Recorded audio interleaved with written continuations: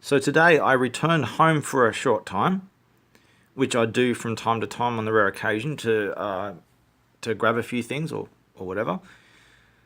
And in the past, when I returned home one time almost a year ago, I said to someone on Facebook that I was home for a short time, and I did this to test the point, to see if the government and New South Wales Police Force were illegally monitoring my Facebook private messages. And what do you know? A short time after, I said to a friend on Facebook that I was home. I get a phone call. Now, no one calls my phone. No one knows my phone. Now, I've changed phone number because I was evicted from my home and I moved. So the only people who know my phone number is the government, and specifically the New South Wales Police Force. They're the only people who have ever called my new number. The only ones who know my new number. So shortly after I confessed to a friend that I was returned home for a short time, about almost a year ago, I got a phone call. It's a bizarre phone call saying some weird shit. That makes no sense. And I argued that it was the New South Wales Police Force doing a prank call to test whether I was home, shortly before raiding me. And what do you know? So I said to a friend that I was at home. A short time later, I get this phone call out of the blue when no one on a line that no one calls, and then a short time after that, I get raided, and they almost caught me. I escaped. So here is a picture of what the police have progressively done to my luck when I'm away from home. They keep breaking into my home, as I've said. They keep breaking into my home and vandalizing my shit, all kinds of pathetic crap, and this is what they've done to my lock. And this is progressive damage. They didn't just do this in one attempt. When I return home on the rare occasion, there's more and more damage done to it each time. So they don't just vandalize my home and break my locks and shit so that they can keep breaking into my home. They keep vandalizing. Every time they come, they damage it further for some bizarre fucked up reason. They vandalize my locks even further. And one time when I went, I caught someone going through my bin.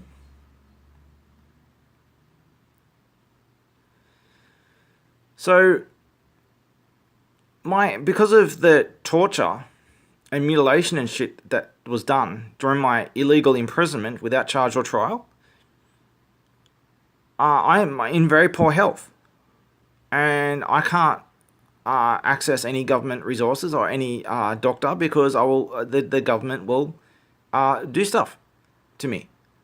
So I can't access any government services whatsoever. I can't access any doctor because I'll get registered by the government, and it's Russian roulette. Like these corrupt minority of fuckers. Most of the government's corrupt, not all, but most of the government's corrupt. But they're not involved in the same corrupt networks. There's all of these different networks of corruption. This specific network of corruption that has targeted me, the main one at least, it's a matter of how far, what information they have access to it, and how can they abuse it. So any government service, I'm saying that every government service is going to put me on their radar and track me down to whatever. But it's Russian roulette, not knowing who's in on it and who's not in on it. And as I've shown, I've worked with people in governments all around the world. I'm not against the idea of government at all. I'm wholeheartedly in support of the rule of law, and these people I think they are above the law.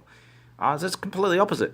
So I couldn't delay it any longer. I had to risk seeing a doctor because my poor health my health is that poor. I can't explain too much details. I can't give out too much details, but I'm in very poor health, and I had to see a doctor as a last resort. So I returned home today for a short time. I'm not there now, but I left. I'll explain why I left. I returned home for a short time to restock some stuff and see a doctor. So early in the morning, I went to see if I could make an appointment. I made an appointment for the late that day. I returned home, did a few things, went back to the doctor, and I was concerned that the police might be waiting for me to kidnap me and torture me and kill me, but they weren't, and so I got some stuff to treat a condition that I've got right now, and I went straight home. Did a couple of things, like 2 minutes, and after that, straight after I get home, my phone is called. My home phone is called. Well, the only people who have ever called this home phone is the government, the police force specifically. They are the only people who have ever called this phone line, and they called it once, almost a year ago, right before raiding me, which I narrowly escaped from. They call me with these bizarre messages. And it's not the first time they've done this, but on this new number, the only people who have ever called me is the New South Wales Police Force once. And I've had this phone line for like a year and a half. And I've only ever received one phone call from the New South Wales Police Force right before they raided me. So I get home, and there's no new messages on my answering machine. But as soon as I get home, there's an answering machine message saying some really bizarre shit again. So this isn't some coincidence. This is the government and the police fucking around. So I'll play this file, this recording. And actually, what does it say? I'll just say it. I'll just get a list of it, what I said. I says, "Oh, hello. Gisa Deason calling. Least you could give me a call back. It's about Harp Street." I'll say it again.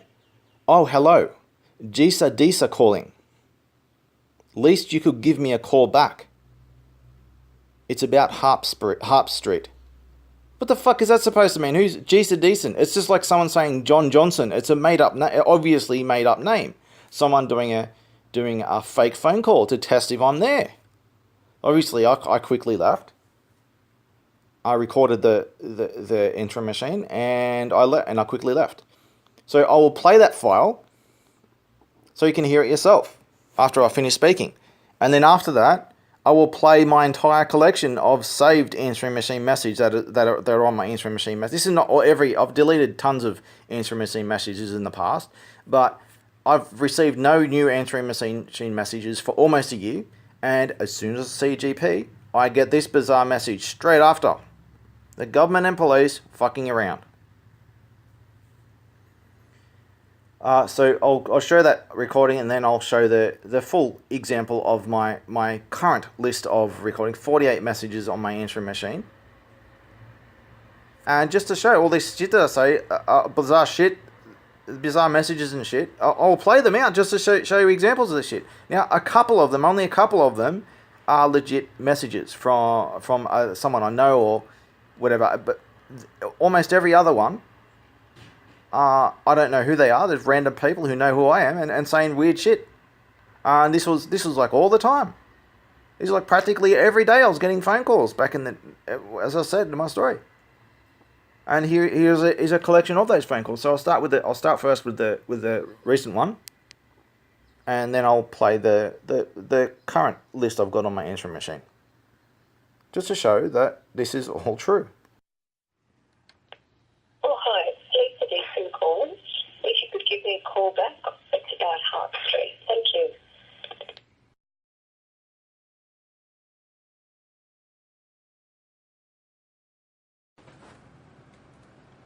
Hello? 664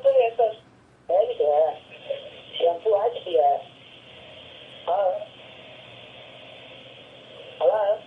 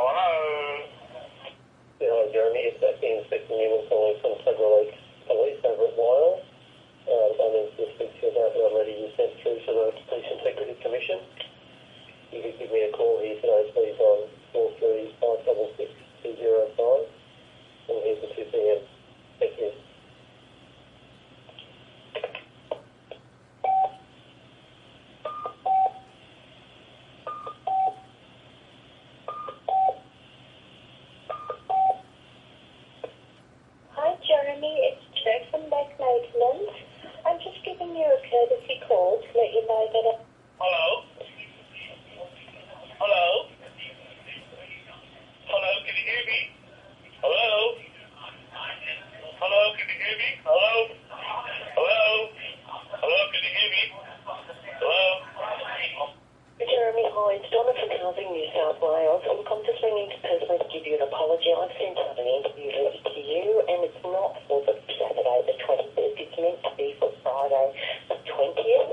If you can give me a call, or I'll try and give you a call after lunch. Otherwise, but I'll let you know and I'll reschedule that letter and send out the correct letter today, and I do apologise. Thanks.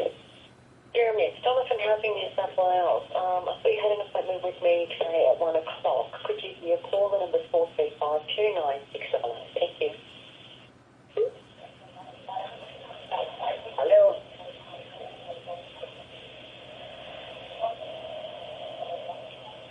Hello? Hello?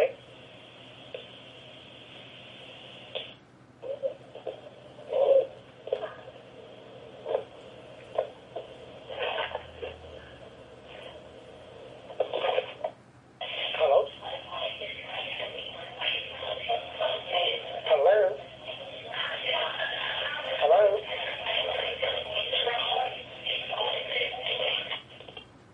Hi, Jeremy. It's Craig, the Department of Housing Plumber. Can you give me a call back, please? 0414. Hi, Jeremy. It's Mitchell. Just calling to inform you, if you don't already know, Dan unfortunately passed away this morning. I'll talk to you later. Bye. Hello? Hello?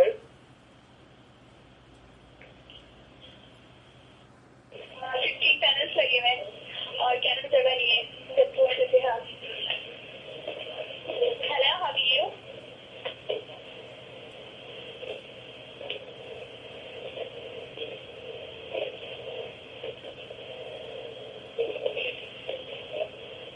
Who's Martin? Hello?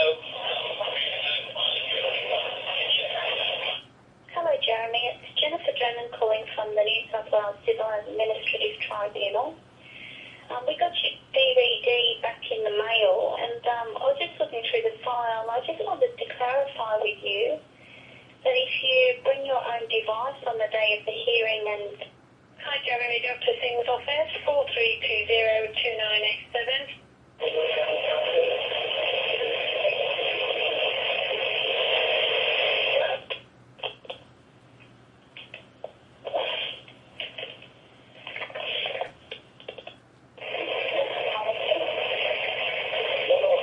I'm talking about right now, if you are available,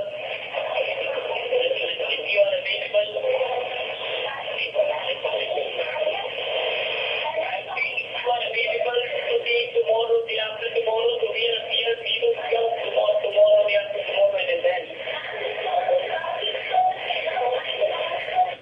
Hey, Jeremy, man, how you doing? It's Carl from McFoot. I used to live in Hill, above Hill, across from Hill, man.